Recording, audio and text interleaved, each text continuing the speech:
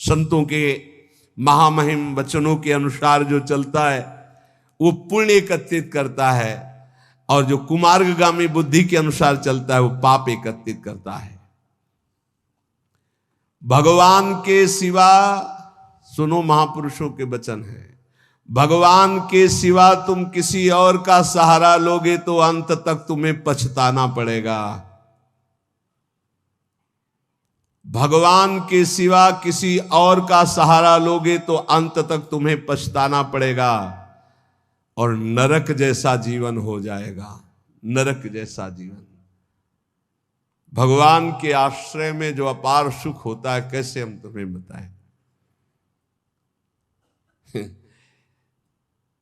ये जीव सोचता है धन का आश्रय, परिवार का आश्रय, बिल्कुल सब नाटक, धोखा ही धोखा, सच्ची वाली। भगवान के सिवा दूसरे का सहारा लोगे तो अंतिम में तुम्हें पछताना पड़ेगा, नरक जैसा कष्ट होगा। और अगर भगवान का सहारा है तो सच्ची माने जीवन परम मंगल में देखने को मिल रहा है। नारकी स्थिति से जीवन परम मंगल में देखने को मिल रहा है। दूसरा, संसार के मनुष्यों से जो प्रेम किया जाता है वो अगले जन्म का निमंत्रण है, अगला जन्म का। और यदि भगवान से प्रेम किया जाता है तो परम धाम जाने का, अगला जन्म का खत्म। अब देखो तुम्हें पसंद क्या करना है। तीसरा, जिस शरीर में जितनी आसक्ति कर लोगे अगला वही जन्म उसी शरीर का मिलेगा। जैसे हिरण के शरीर में आसक्ति कर ली तो भरत जी हिरण बन गए, पुरंजन ने स्त्री में आसक्ति कर ली तो पुरंजनी बन के अगले जन्म में स्त्री बन करके जन्मा। इसलिए जिस शरीर से अधिक प्रेम कर, जो मकान से ज्यादा प्यार करता है वो छिपकली बनकर मकान में रेंगता है। ध्यान, जो जिससे अधिक प्यार, वो ऐसे योनि को प्राप्त। तुम योनि प्राप्त करने के लिए नहीं आए, तुम भगवान को प्राप्त करने के लिए मानव देह प्राप्त किया है। नाम जप करो, सच्चाई से नाम जप करो, तुम्हें खुद दिखाई देगा जो लिखा है। कोई किसी से प्यार नहीं करता है, सिर्फ नाटक, सिर्फ नाटक प्यार का चल रहा, कोई प्यार। जो राग और द्वेष पूर्वक जीवन व्यतीत करता है वो दुर्गति का पात्र बन करके नाना प्रकार की नारकी योनियों को भोगता है और प्राय राग द्वेष में ही जीवन जा रहा है। ये 18 दोष भोगने ही पड़ते हैं जो भगवान का भजन नहीं करता। भूख, प्यास, बीमारी, बुढ़ापा, राग, द्वेष, मोह, निंदा, चिंता, भय, खेद, विषाद, जन्म, मरण, विस्मय, शोक, मंद, अरति, कहीं मन नहीं टिक रहा, घोर अशांत, डिप्रेशन में, अरति। ये 18 दोष भगवत विमुख को भोगने ही पड़ते हैं। और यदि वो भगवान के आश्रित हो जाता है तो उसमें जैसे भूख है, प्यास है, बीमारी है, बुढ़ापा है, इन सब में भगवान का एक विशेष कृपा प्रसाद रहता है। देखो, बेटा और बहू की कथा सुन चुके। एक संत भगवान ने कभी शिष्य नहीं बनाए थे, श्रीधर बाबा। और जब वृद्धावस्था आई तो अपने लोग 8-10 संतों की होड़ लगती थी कि देखो आपने 1 घंटा सेवा की है, अब आप हटिए, अब हम सेवा। और जानते उनको कैसे सोच कराई जाती थी? ऐसे टांग लिया जाता था दोषण और ऐसे हाथ में कराई जाती थी।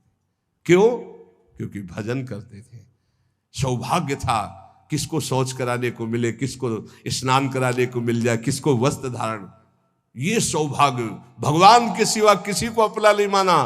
तो ऐसे गोद में, संतों की गोद में उनकी सेवा होती थी। और अंतिम समय राधा राधा मुख से निकल रहा था, सब संत कीर्तन कर रहे थे और ऐसे पधारे, पूछो मत। ये है ना कोई शिष्य, ना कोई जगह, ना कोई 1 रुपया। तो ऐसे भगवान की तरह अंतिम समय उनकी पूजा हुई। जब उनका शरीर असमर्थ था, ड्यूटी लगती थी, अलग अलग ड्यूटी थी। कई संत भगवान अपने ड्यूटी लगी थी कि इतने बजे से इतने, और लड़ाई होती थी। देखो आपने 1.25 घंटा आज कर लिया, 15 मिनट ज्यादा कर लिया, अब आप हटिए, आप हम मुझे तो कहते यार थोड़ी देर और कर ले। मतलब लोभ लगता कि जितना अधिक मैं सेवा कर पाऊं। क्यों? क्योंकि भजन परायण थे और वहां पैदा किया है, संपत्ति दी है, लात मार रहे। भगवान से विमुख जो है उसे 18 दोषों को भोगना पड़ता है। जो भगवान के कृपा पात्र होते हैं उन्हें संत संग मिलता है। जिन्हें संत संग मिलता है उनमें अंत काल में जैसे भगवत प्राप्ति होगी वैसा संयोग बना दिया जाता है। अंत काल में दादू मन ही सो मल उपजय, मन ही सो मल धोई, सीख चले गुरु साधु की, तो तू निर्मल होई। नाम जपे रुचि साधु को, साधु जपे रुचि नाम, दादू दोनों एक टक, यहू आरंभ यहू काम। कह रहे मन गंदा हो गया है, अब मन ही निर्मल हो तब बात बनेगी। कैसे निर्मल हो? बोले गुरु का उपदेश, साधु का संग, ये साबुन है, बहुत जल्दी मन को निर्मल कर देता है। बोले जब नाम जपे तब रुचि साधु की, जब नाम जपो कहे तो संतों में तुम्हारी प्रीति हो जाएगी, और जब संत नाम देंगे तब भगवान में प्रीति हो जाएगी। ये नियम है, ये सिद्धांत। गुरुमुख के प्राप्त नाम से ही भगवत साक्षात्कार होता है। दादू हरि साधु यो पाइये, अविगत के आराध, साधु संगति हरि मिले, हरि संगत सुसाध। बोले जब हरि की कृपा होती तो साधु मिलते हैं, और जब साधु की कृपा होती है तो उस अविगत परमात्मा की आराधना शुरू होती है, तब वो हरि मिलते हैं। तो हरि की कृपा का फल साधु, और साधु की कृपा का फल हरि दर्शन। हरि जब अव्यक्त कृपा करते तब संत दर्शन मिलता है। अब मोहि भाव भरोस हनुमंता, बिनु हरि कृपा मिले नहीं संता। तो मन भुवंग बहु विष भन्या, निर्विष क्यों न होई, दादू मिलिया गुरु गारुणी, तो निर्विष किया सोई। बोले ये मन बड़ा विष फैलाता है, काम क्रोध लोभ मोह मद मत्सर बड़ा विषयी बना दिया। तो बोले अब ये विष कैसे उतरे? बोले गुरु गारुणी, विष उतारने वाले गुरुदेव हैं। जो गुरुदेव ने नाम मंत्र दिया है उसको जपो तो मन का सारा विष उतर जाएगा, निर्विकार मन हो जाएगा। पूजा मान बड़ाइयां, आदर मांगे मन, राम गहे सब परिहरे, सोई साधु जन। सबके मन में होती है हमारी पूजा हो, हमारी मान हो, हमारी बड़ाई हो, हमारा आदर हो। लेकिन साधु वही है जो मान बड़ाई आदर को स्वीकार नहीं करता, इच्छा नहीं करता। सब में मेरे प्रभु है, सबको प्रभु को भाव से प्रणाम। इतने विराट रूप भगवान इतने रूप में आकर दर्शन देते हैं, ये भाव नहीं रखना। मान बड़ाई आदर इसका कहीं भी नहीं। मेरे प्रभु आकर मुझे दर्शन देते हैं, करुणा करके इतने रूपों में दर्शन देते हैं। जो भगवान को प्राप्त करना चाहता है वो साधु कैसा होता है? जो मान बड़ाई आदर आदि को भी स्वीकार नहीं करता। विष सुख माही रमि रहा, माया हित चितलाई, सोई संत जो उबरे, स्वाद छोड़ी गुण गाई। संसार के विषय भोगों में रम रहे जीवों का उद्धार कौन कर सकता है? बोले संत। बोले कौन संत? जो बोले केवल भगवान के गुण गा रहा, उसके बदले में कुछ नहीं चाहता है। अगर कुछ चाह है, रुपया पैसा भोग सामग्री स्वाद मान बड़ाई प्रतिष्ठा, तो उसकी वाणी का प्रभाव नहीं पड़ेगा। विषयों में फंसे हुए, माया में फंसे हुए जीवों का उद्धार किससे होता है? बोले संत से। बोले किन संत से? बोले सोई संत जन उबरिया। जो स्वाद छोड़ी गुण गाई, स्वार्थ स्वाद इनको छोड़कर कोई भी चाह नहीं, केवल स्वांता सुखाए तुलसी रघुनाथ गाथा। बोले ऐसे संतों की वाणी से माया में फंसे हुए लोगों का उद्धार होता है। साधु मिले तब उपजे हृदय हरि को ध्यान, दादु संगति साधु की अभिगत पुरवै आन। बहुत शीघ्र परमात्मा प्राप्ति होती है ऐसे संत महात्मा के संग से, उनके बताए हुए ध्यान नाम गुण कीर्तन से बहुत जल्दी भगवत साक्षात्कार होता है। प्रेम कथा हरि की कहें करें भगत ल्यो लाई, पीवे पिबावे राम रस सोजन मिलवो आई। बोले बड़े संतों की पहचान क्या होती है? बोले जिनके पास बैठने से केवल भगवत चर्चा ही हो, हमारे आचरण सुधरे, हरि नाम में प्रीति हो, हरि चरणों में प्रीति हो, भक्ति का हृदय में प्रादुर्भाव हो, वो स्वयं भगवत रस पिए हुए हैं और वही भगवत रस हमें पिला सकते हैं। साहब सो सन्मुख रहे सत्संगति में आई, दादू साधु सब कहे सो निर्फल क्यों जाई। बोले साहब के सन्मुखता बनी रहेगी यदि संत संग रहेगा। साहब हरि के सन्मुख हो जाओगे, और सन्मुख होए जीव मोई जब ही जन्म कोटि अगनासौ तबहि। करोड़ों जन्मों के पाप उस जीव के नष्ट हो जाते हैं जो भगवान श्री हरि की सन्मुखता प्राप्त कर लेता है। वो सन्मुखता साधु संग से प्राप्त होती। साधु संग कभी निष्फल नहीं हो सकता। अमोघश्च निर्वैरी सब जीव सो संत जना सोई, दादू एक आत्मा बैरी नाही कोई। संत वही, किसी भी संप्रदाय की मेड़ में नहीं, था पूरा विश्व विश्वंभर सब जगह भास, एक ही परमात्मा तत्व अनंत ब्रह्मांडों में है। फिर मृत्यु लोक की बात क्या? निर्वैरी सब जीव सो संत जना सोई। सब किसी से बैर नहीं, सब अपने हैं, सब अपनी आत्मा है। दादू एक आत्मा बैरी नाही कोई, काहे को दुख दीजिए घट घटा तम राम, दादू सब संतोषिए यही साधु को काम। घट घट में हमारे प्रभु रमे हुए हैं, जो उसका साक्षात्कार कर लेता है वही भगवत प्राप्त होता है। कैसे साक्षात्कार होता है? एक अक्षर पीव का सोई सत कर जानी, हरि नाम सतगुरु कहा दादुर सो परवाणी। जो गुरुदेव ने अक्षर बोला बस उसी पकड़। ये बहुत जगह महापुरुषों से मिला है। गुरु द्वारा दिए गए नाम मंत्र का अद्भुत चमत्कार है, बस उसी में लग जाओ, जितना जपोगे उतना ही लाभ मिलेगा। दादू नी का नाम है, तीन लोक तरी जाए, रात दिवस रटिबो करे।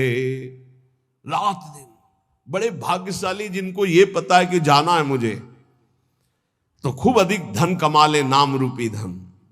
राधा राधा राधा राधा वल्लभ राधा वल्लभ।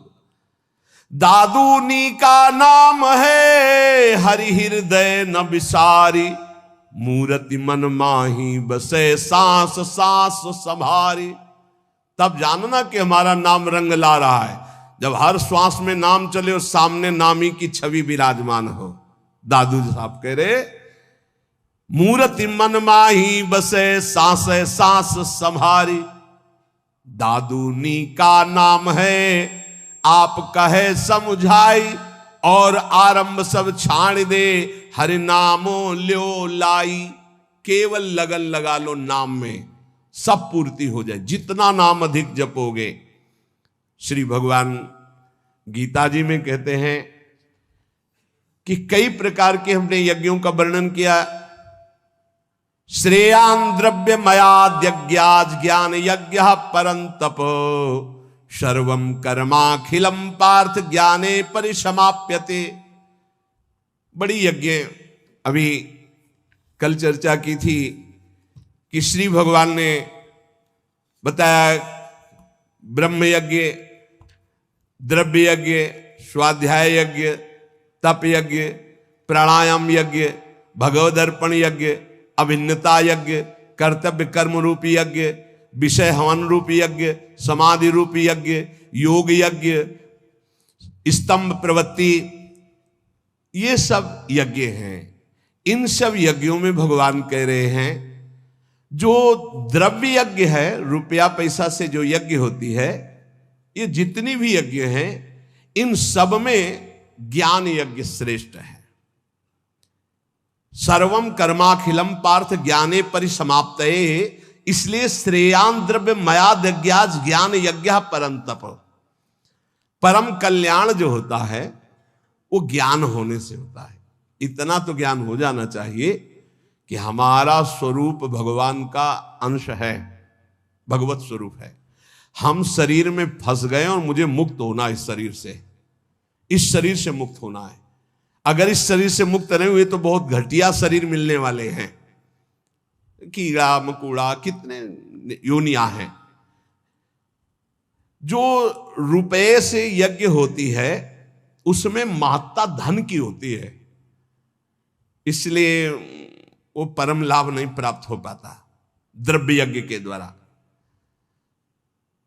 द्रव्य यज्ञ में सब पदार्थ आ जाते हैं यज्ञ के, क्योंकि वो सब अर्थ से प्राप्त होते हैं। एक द्रव्य यज्ञ करे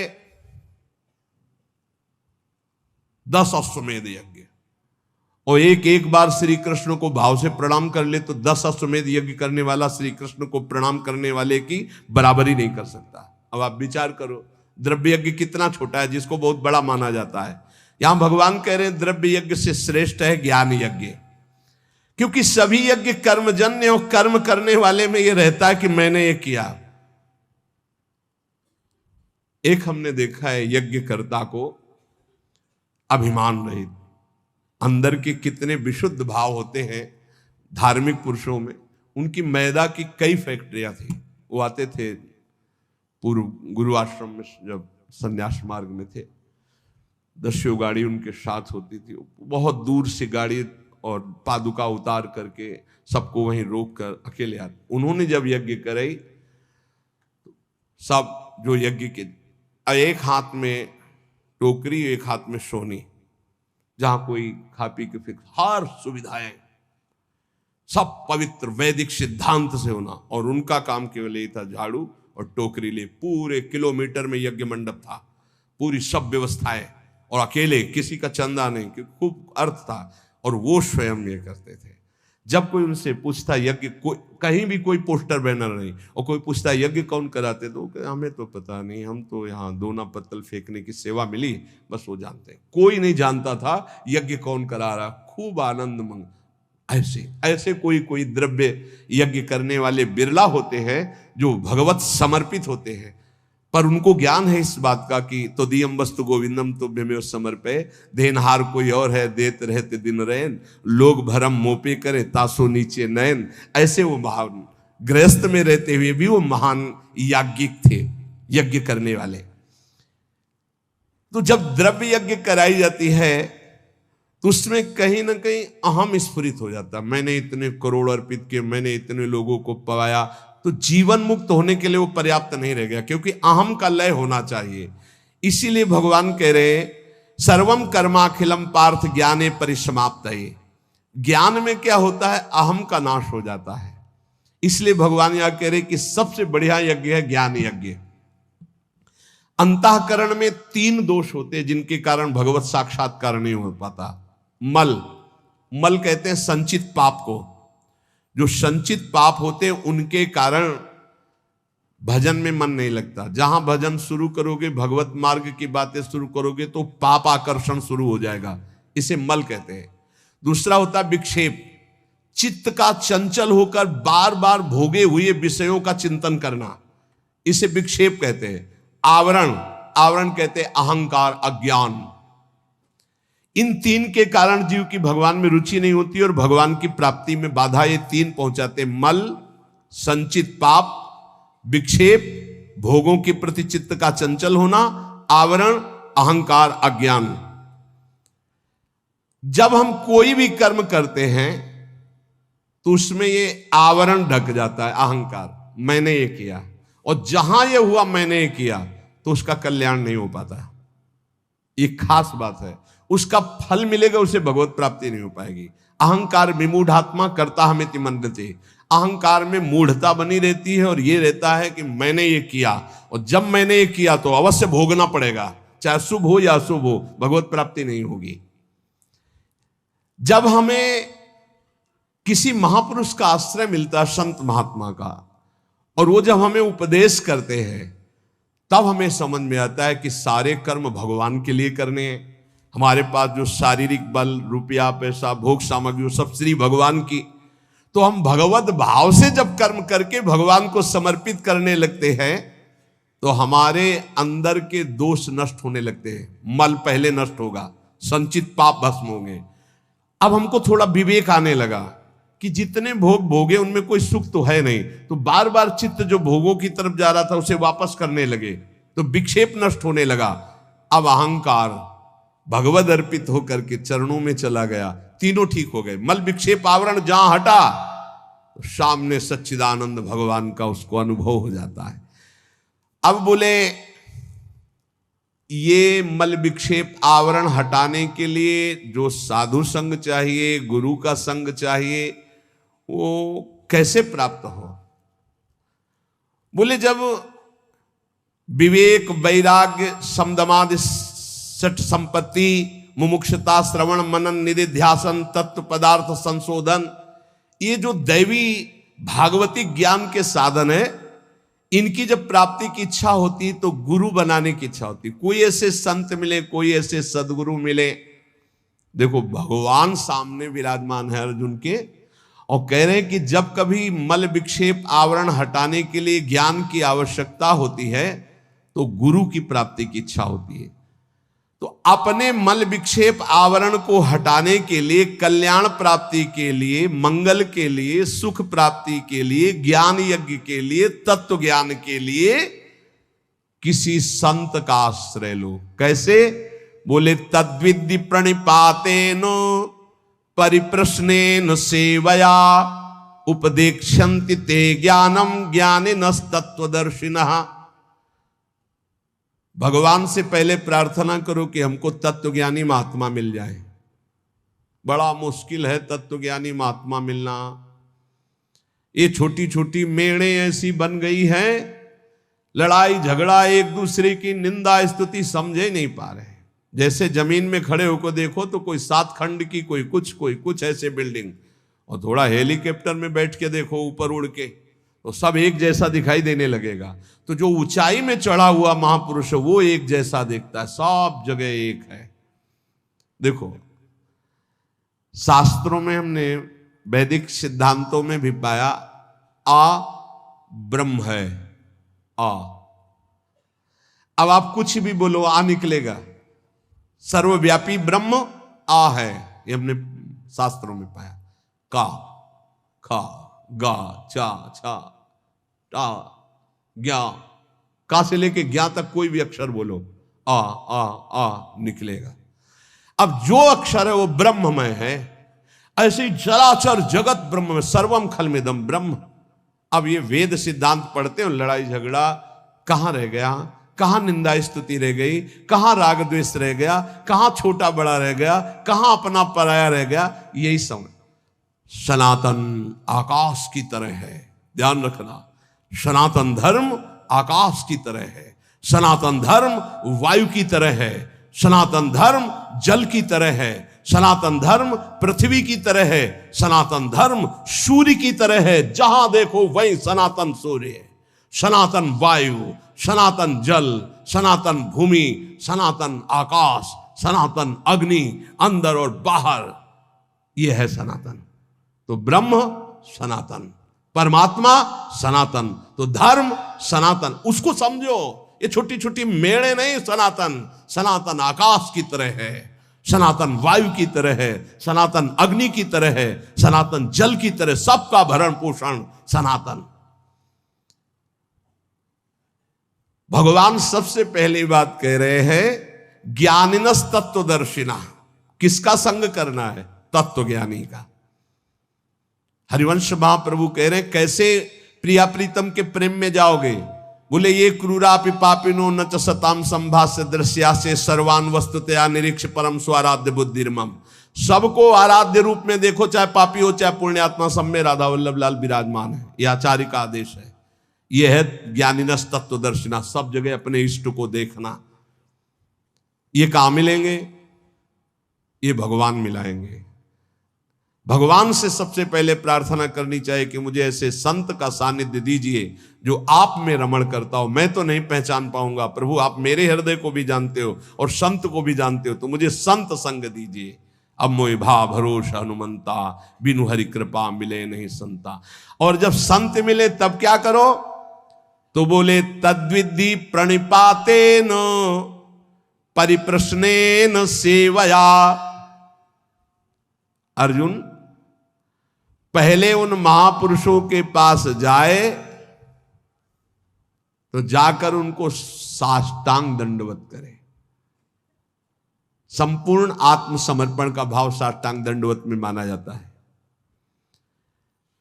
ऐसा भगवान क्यों कह रहे?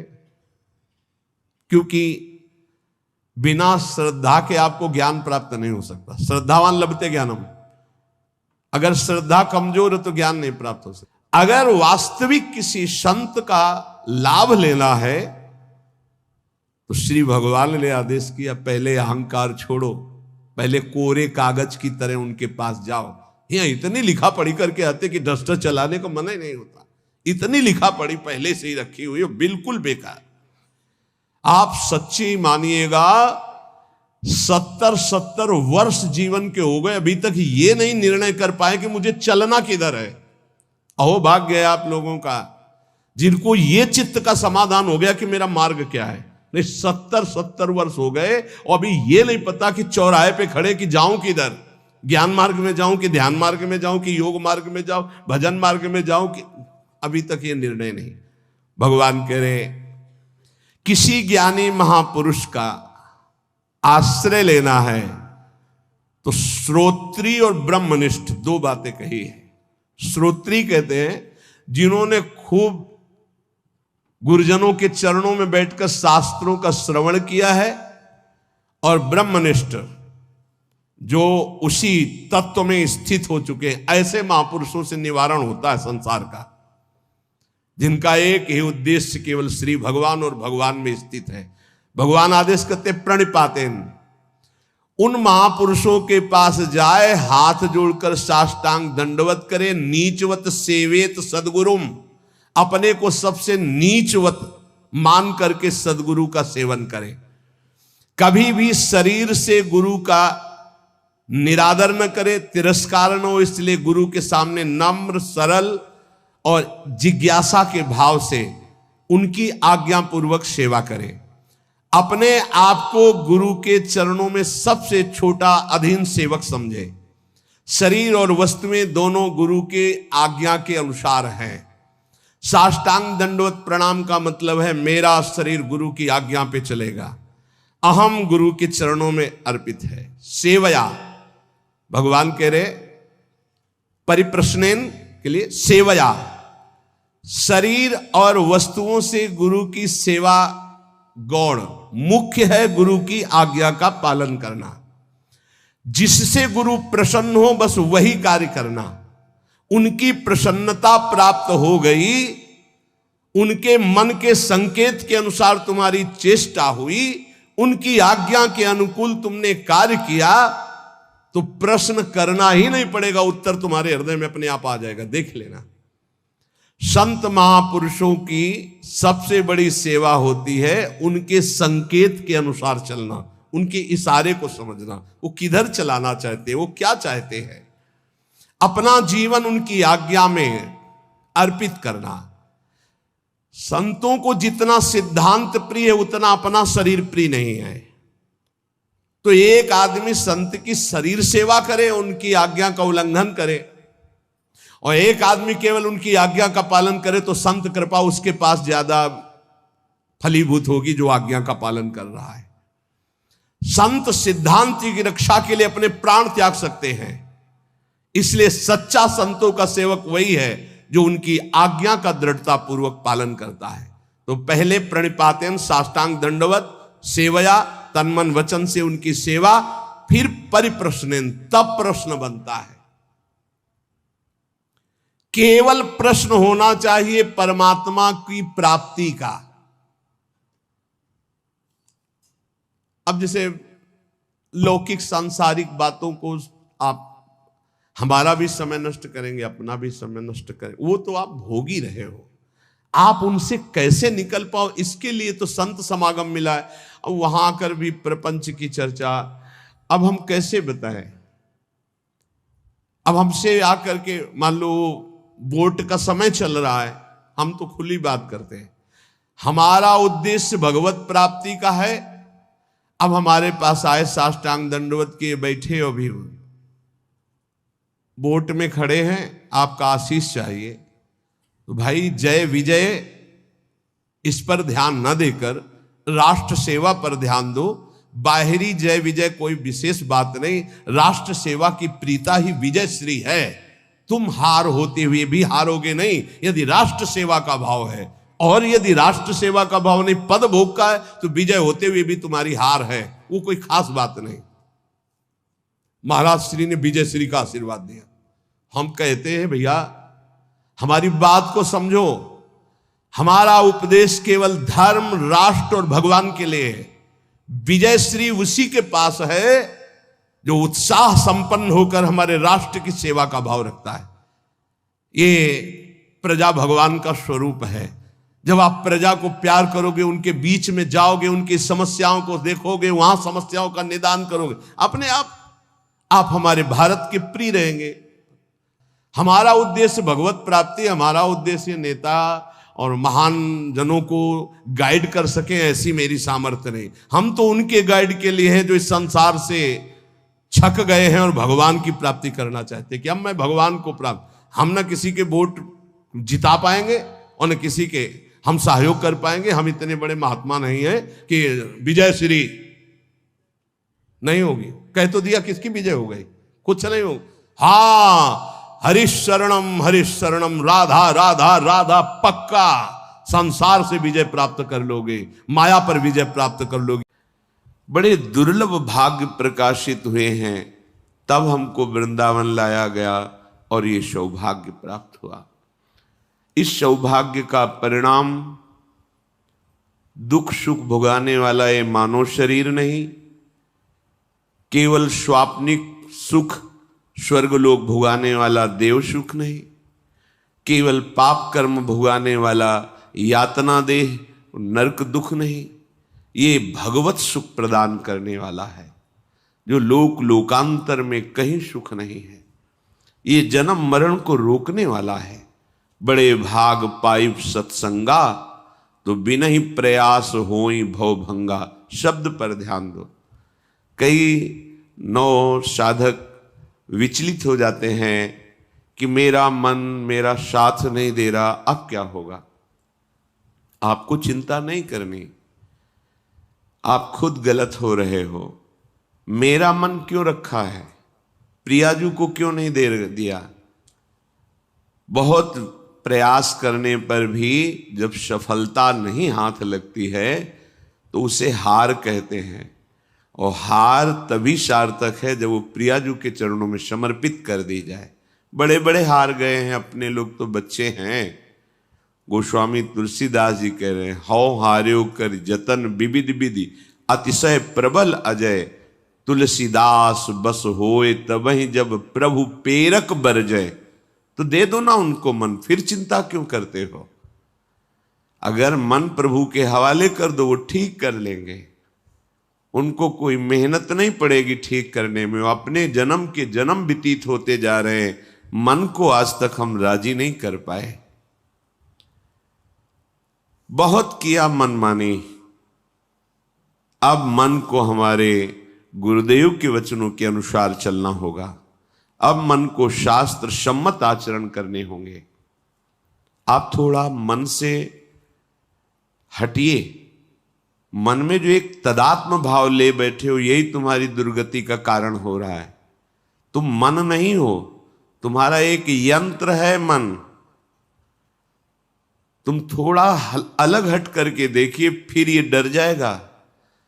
आप तदात्म हो रहे हैं, इसीलिए आप इस पर विजय प्राप्त नहीं कर पा रहे। थोड़ा हटिए, हट करके निर्णय कीजिए। यदि ये गलत आचरण का हमें प्रेरणा सलाह दे रहा है, संकल्प बना रहा है, तो इसको विरोध में हो जाइए। नहीं मानना, ये कुछ नहीं कर पाएगा आपका। ये केवल जलाएगा किसको? अपने को। वो आपको नहीं, आप तक इसकी आंच नहीं पहुंच सकती। शास्त्र जिभ्याओं वाले भगवान शेष जी जिनका यश गान करते हैं, आप उन भगवान के अंश हैं। आपको ये काम आदि विकार स्पर्श न किए हैं, कभी न कर सकते हैं। ये मन पर हावी होते हैं, और मन को आपने अपना स्वरूप मान रखा है, इसलिए आपसे दुराचार बन जाता है, पापाचार बन जाता है। यदि इस जन्म में परमानंद की अनुभूति करनी है तो यज्ञार्थात् कर्मणोऽन्यत्र लोकोऽयं कर्म बंधनः तदर्थं कर्म कौन्तेय मुक्त संगः समाचर। यज्ञार्थ माने होता है भगवत प्रीत्यर्थ, प्रभु के लिए कर्म करना। प्रभु के लिए कौन से कर्म करना?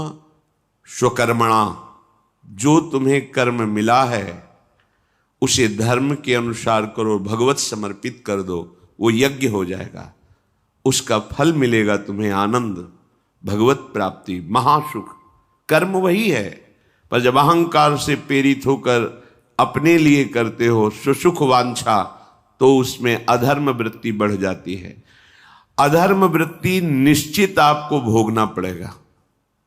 यदि भगवान की शरण में हो जाओ, अबलो नशानी अबना नशई हो, वो कृपा करे तो सब क्षमा हो जाए।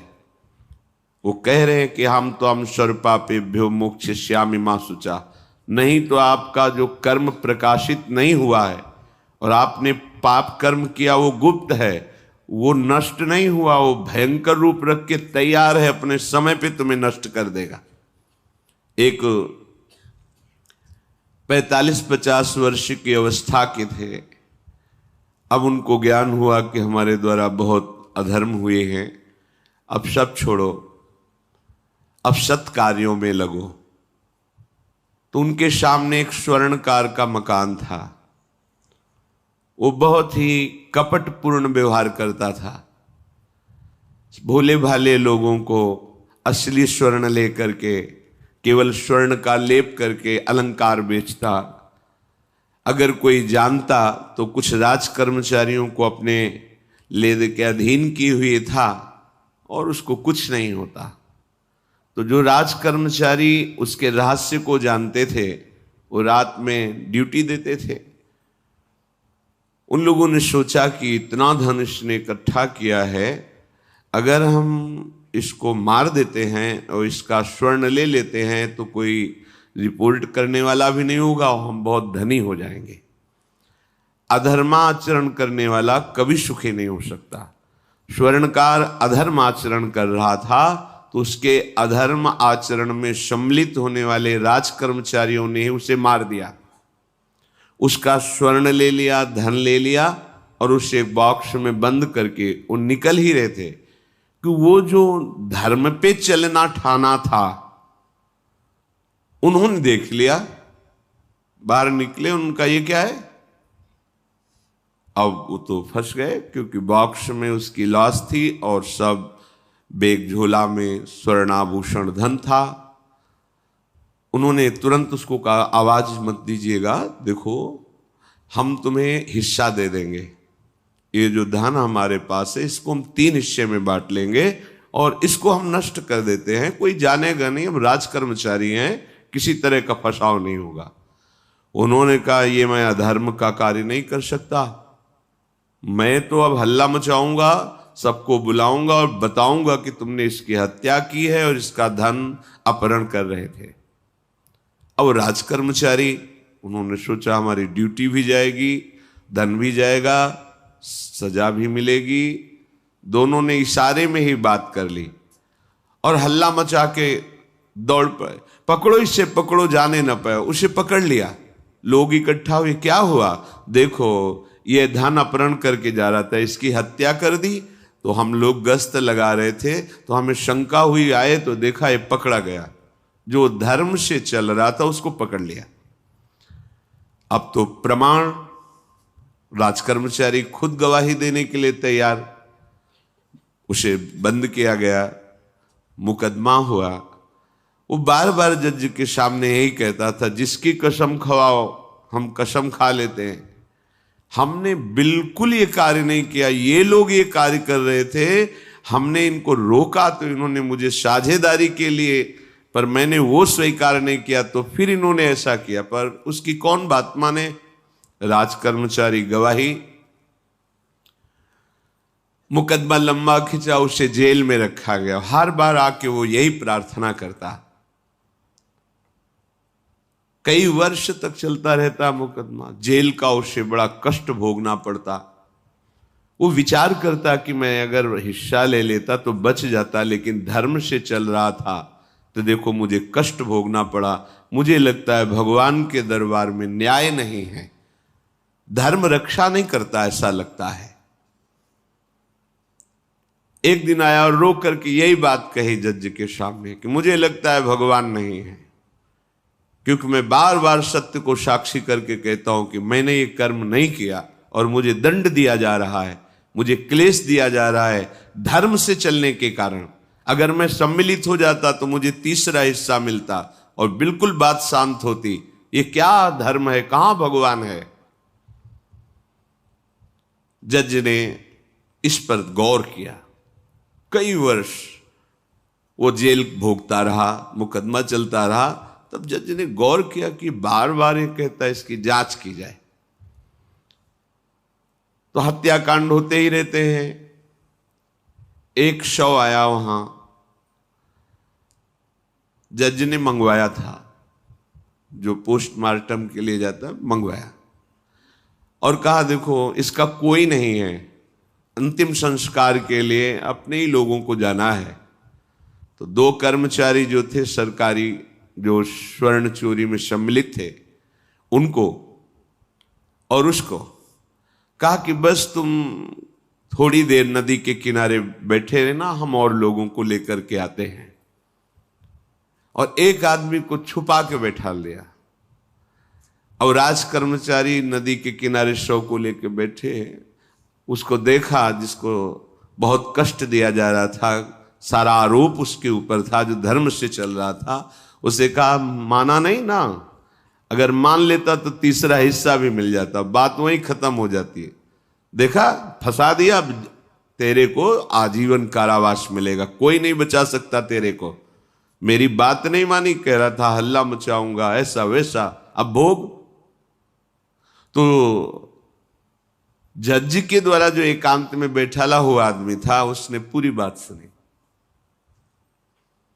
इसीलिए ये नाटक रचा गया था।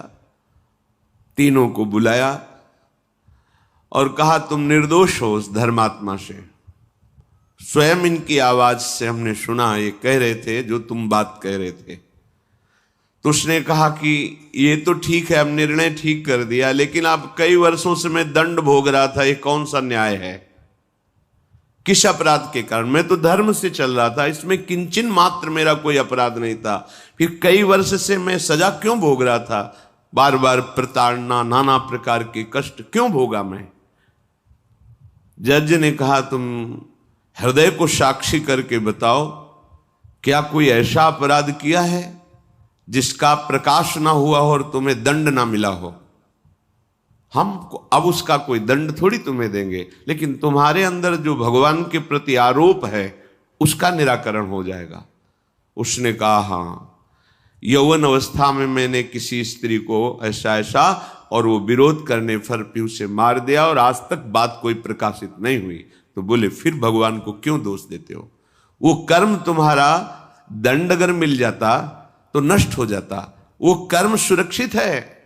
उसी कर्म ने तुम्हें यहां अधर्म ना होने पर भी फंसाया और देखो तुम्हें भोगना पड़ा। तो निश्चित समझो, यदि आप अधर्म के द्वारा कोई भी सुख साधन करेंगे तो आप नष्ट होंगे। अधर्म के द्वारा आप धन आदि छीनना चाहेंगे तो आप नष्ट होंगे।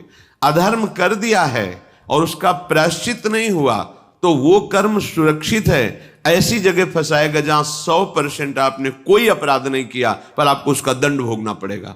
फिर आपको लगेगा कि न्याय में अन्याय हो रहा है, कोई भगवान नहीं है। देखो मैंने बिल्कुल कसम खा के कहता हूं पाप नहीं किया, पर ये पाप का जो आरोप लगा वो पूर्व पाप आकर के तुम्हें दंडित कर रहा है। अब इस कर्म विधान को ये बहिर्मुख लोग क्या जानते हैं, तभी कहते हैं अरे कहां भगवान, कैसे भगवान। आज तुम धर्म से चल रहे हो लेकिन कल तुमने जो कर्म किया तो तुम शरणागत होकर भजन के द्वारा उसको नष्ट नहीं किया ना, तो वो सुरक्षित है। अवश्य में भोक्तव्यम कृतम कर्म शुभाशुभम।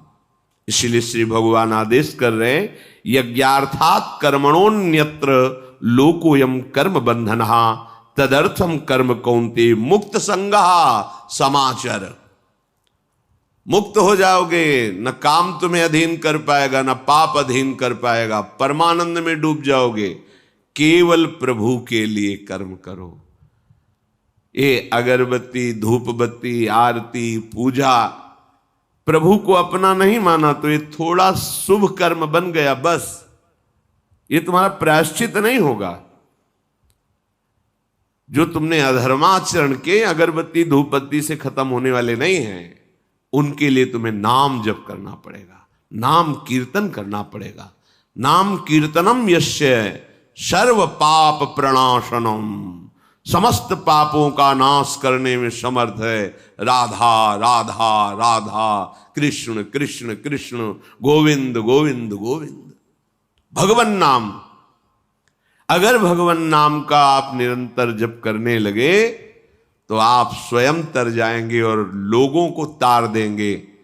मम भक्तियुक्तो भुवनम पुनात सतरति सतरति सा लोकान तारयति। जो भी कर्म कर रहे हो वो भगवान के लिए भावना करो, उस कर्म को भगवान को समर्पित करो तो तुमसे पापाचरण नहीं होगा।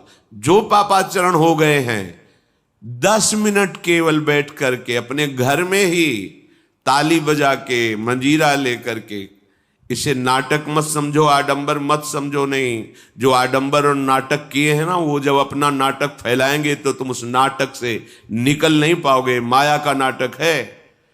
भगवान नाम कीर्तन, ये जो लोग कहते हैं ना कि भगवान तो हृदय में बैठे, दिखावे की क्या जरूरत है।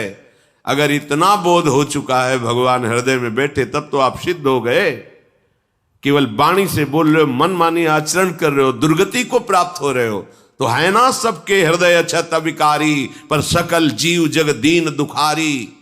सबके हृदय में बैठा है पर दुर्दशा रोक रहा है क्या वो? क्यों? क्योंकि तुम केवल बातों से कहते हो सबके हृदय में बैठा है। ऐसा अनुभव किया? अगर ऐसा अनुभव किया तो व्यभिचार किसके साथ करते हो, चोरी किसकी करते हो, हिंसा की, कपट किससे, द्वेष किससे? बस केवल बातों से बात नहीं बनती। ये कर्म बातों से नष्ट नहीं होता, इसके लिए अनुष्ठान करना होगा नाम का। चाहे जैसी परिस्थिति हो, चाहे जो हो, जैसे भी हो, तुम्हारा मंगल होगा। अहोबत स्वपचतो गरियान यज्जिभ्यागे वर्तते नाम तुभ्यम। वो नीच आचरण करने वाला, अभक्ष पदार्थ खाने वाला भी यदि भगवान नाम उच्चारण करता है तो परम पावन हो जाता। अहो, आश्चर्य की बात! बड़े बड़े प्रायश्चित जिसे पावन नहीं कर सकते, भगवान नाम उसे पावन कर देता है। जैसी हरिवंश विचार के मनुज देह गुरु शरण गही, सकई तो सब पर पंच तजी कृष्ण कृष्ण गोविंद कही। कृष्ण कृष्ण गोविंद क्या जाता है? हम तो ये नहीं कह रहे कि तुम नहा के जपो, तुम ऐसा जैसे हो, जहां हो, गोविंद गोविंद, राधा राधा राधा वल्लभ श्री हरिवंश, तुम पावन हो जाओगे प्यारे। तुम्हारी दुर्गति, तुम्हारी विपत्ति, तुम्हारी उन्नति में जो बाधक कर्म है उनको नष्ट करो। किसी से भीख मांगने की जरूरत नहीं, कृपा की। अगर नाम जप नहीं तो कहीं भी भाग के चले जाओ, देख लो तुम्हें क्या मिलता है। नाम जप करो, तुम स्वयं देने वाले बन जाओगे, मांगना मिट जाएगा जन्म जन्म का।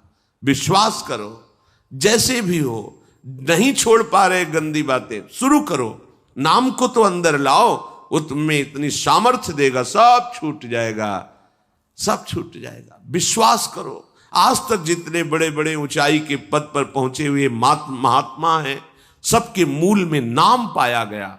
निरंतर नाम जप, निरंतर अभ्यास करने से होता है। विश्वास करो, इसके बराबर न तीर्थयाटन है, न कोई अन्य साधन है। नाम कलयुग केवल नाम आधारा, सुमिर सुमिर नर उतर ही पारा। जिसने नाम का आश्रय ले लिया महासुखी हो गया। पर जब तक तुम्हारे पाप कर्म भस्म नहीं होते, तब तक तुम्हें आनंद नहीं मिलेगा। इसलिए विश्वास करके दीर्घ काल तक सम्मान पूर्वक, आदर पूर्वक हृदय में नाम जप करो। जब पाप वासनाएं नष्ट हो जाएंगी, पाप प्रवृत्ति नष्ट हो जाएगी, तब आनंद की धारा, तुम्हें कोई भी विपत्ति, कोई भी संकट परास्त नहीं कर पाएगा। प्रश्न होता है कि हम बहुत प्रयास करते हैं पर सफलता नहीं मिलती। प्रयास को कहते हैं पुरुषार्थ, और सफलता नहीं मिली उसको कहते हैं प्रारब्ध। कभी कभी प्रारब्ध बहुत जोर का होता है, जो बड़े बड़े ऋषि मुनियों के ऊपर भी हावी हो जाता है। पर पुरुषार्थ व्यर्थ नहीं जाता। यदि वो सत है तो तुम्हारा पुरुषार्थ भी तो असत है। अगर राधा राधा बीच में बोलते रहो और प्रभु की भावना कर लो कि 8 घंटे से जो काम कर रहा हूं, वो समय और वो कार्य दोनों प्रभु को समर्पित करते हैं, अब ये सत्य पुरुषार्थ हो गया। अब प्रारब्ध को बदलने की सामर्थ्य आ गई तुम्हारे पुरुषार्थ में। खिलवाड़ नहीं है जो तुम एक भी कर्म करते हो, वो कर्म सुरक्षित है, वो तुम्हें दंड दे के रहेगा या तुम्हें सुखी करके रहेगा। असत है, पाप है तो दंड देगा, सत है, सुकृत है तो सुखी करेगा। विश्वास मानिए, ये सत्य वार्ता है, ये कोई चाटुकारिता की बात नहीं है। सत्य में सत्य रहता है, चाहे जो युग हो, चाहे जो समय हो, सत्य अपना प्रभाव दिखा के रहता है। इसलिए भगवान का आदेश है, तुम्हारा जीवन भगवत प्राप्ति के लिए, आनंद में डूबने के लिए, मस्त होने के लिए मिला है। ये मस्ती नशा में नहीं है, ये मस्ती दूसरों के शरीर का मांस खाने में नहीं है, ये मस्ती दूसरों की हिंसा व्यभिचार इसमें नहीं है। मस्ती है स्वात्मानंद की। जब कोई चाह नहीं, कोई परवाह नहीं, मृत्यु भी एक खिलौना लगने लगे, उसे मस्ती कहते हैं। वो मस्ती आती है भगवान नाम जप से। शुद्ध ज्ञान का प्रकाश हुआ, मरने का भय खत्म हो गया, क्योंकि शरीर राग नष्ट हो गया। इसलिए सावधान होकर, जो जहां जैसी भी परिस्थिति में हो, भगवान नाम सदैव अपने पास रखो। राधा राधा, कृष्ण कृष्ण, गोविंद गोविंद। देख लेना, निहाल हो जाओगे, निहाल हो जाओगे, मस्त हो जाओगे। हमारी बात मान लो, हमारी प्रार्थना मान लो, कुछ इसमें नहीं लगता है। इसमें न पैसा देने की बात कर रहे, ना कोई संयम नियम की बात कर रहे। जैसे बने, मन नहीं लगता, मत लगने दो, ये बड़ा दुष्ट है। ये लगता है हमें दुर्गति कराने के लिए। अगर इसकी हां में हां मिलाओगे तो ऐसे निंदनीय कर्म कराता है, घृणा होती है अपने मन से। देखो ना, झांक के देखो ना मन को, कभी ये तृप्त नहीं हुआ। वही गंदी बात, वही गंदा चिंतन, वही गंदे आचरण की प्रेरणा। इस दुष्ट को मित्र मानते हो, ऐसे मन को? जो हमारा खास दुश्मन है वो मन है। वासनाओं में फंसा हुआ, वासनाओं की प्रेरणा करने वाला दुश्मन मन है। इस मन को डंडे से मारो। डंडा है हरिनाम। जितना जपोगे मन उतना ही सावधान रहेगा। कृष्ण कृष्ण, गोविंद गोविंद गोविंद, निरंतर रटन करो। राधा राधा राधा। क्या जाता है? जिह्वा से नाम उच्चारण कर रहे, शरीर से अच्छे कर्म कर रहे हैं, विचार अपने आप पावन होने लगेंगे। विचार पावन हुआ तो महात्मा हो गया, चाहे वो गृहस्थ हो, चाहे वो विरक्त हो। तो ध्यान दीजिए, हमारे पुरुषार्थ को प्रबल करने वाला और प्रारब्ध को नष्ट करने वाला एक ही महान समर्थ है, भगवान नाम। इसके सामने कोई साधन बराबरी नहीं कर सकता। ये महामहिम नाम भगवान का है, भगवान को भी अधीन करने की सामर्थ्य रखता है।